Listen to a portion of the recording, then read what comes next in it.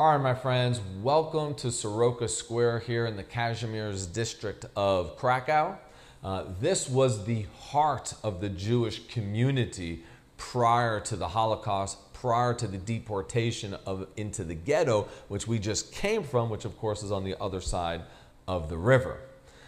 We're going to be spending Shabbat here. We have about 3 hours until we meet in the lobby of the hotel, which is going to give you plenty of time to just walk around on your own, decompress a little bit, and of course get ready for Shabbat.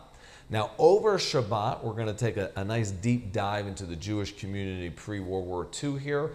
For literally maybe, over 500 years of a thriving Jewish community. Of course, it had its ups and downs, and we're going to talk all about that.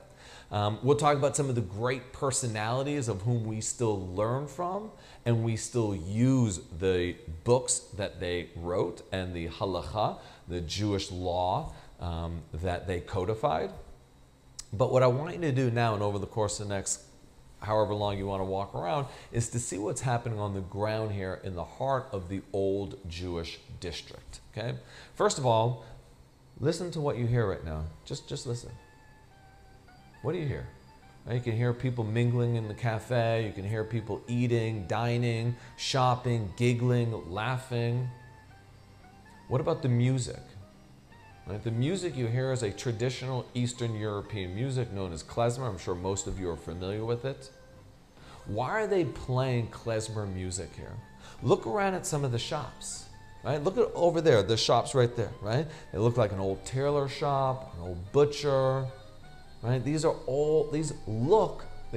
mocked up to look like the Jewish shops that existed here prior to the war. In fact, that row of shops right there, those aren't even shops. That's a restaurant called Once Upon a Time. Once upon a time, before the Jews were exterminated, murdered, killed, this is what existed here. How does that make you feel? I just want you to look around. You have Rubinstein. We're going to talk about Helena Rubinstein. I'm sure a lot of the women will get excited about her story. She was into cosmetics and self-made millionaire. Amazing, amazing person.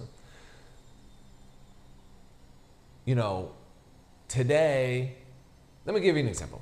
When I was 17 and I went to a military school, if you can imagine that, 19 Jews out of 1,000 students, a military school.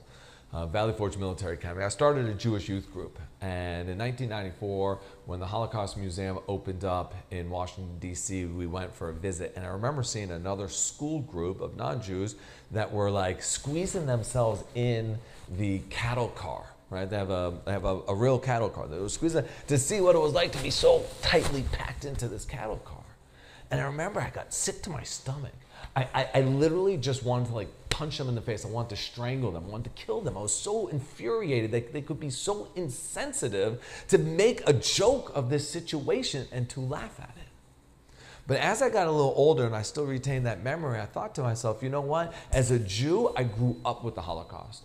As a Jew, we talked about the Holocaust all the time in my household. In fact, today, my wife, who is the daughter or the granddaughter of 3 survivors, a week doesn't go by that we don't have a conversation about the Holocaust.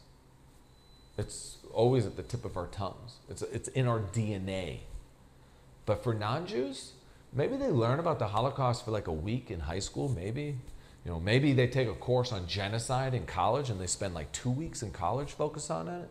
So for many non-Jews, that one visit to Yad Vashem in Jerusalem, or the Holocaust Museum in DC, or Berlin if they're European, or LA if they're out on the West Coast, wherever it is, that might be their one chance to get a taste, a little understanding of what it was like to be Jewish in Europe at that time, and to face such utter destruction, and in the way it was done. So maybe here, having these shops and seeing what it looked like and listening to the klezmer music and tasting the Jewish food, maybe for many Europeans, this is their first and only opportunity as they visit Krakow on their weekend getaway to experience this Jewish culture that once existed. Or is it cultural appropriation? Or is it disrespectful? Or are the people who are living here in Krakow, the non-Jews who are living here, making money now on the backs of the dead Jews Well, maybe even some of their great-grandparents were involved in. I have no idea. But I just want you to like get a taste for that. Even go into one of the cafes.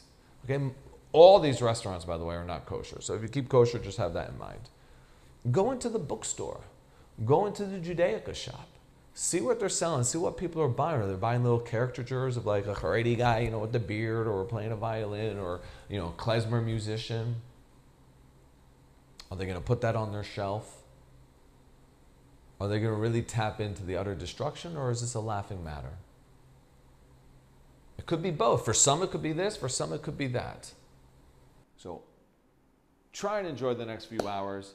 Decompress a little bit. Get ready for Shabbat. We're going to have a great Shabbos. This is going to be inspirational, amazing, wonderful Shabbat, and I can't wait to experience it with all of you. So I leave you with that. I'm around for any questions if anybody has, and enjoy your time.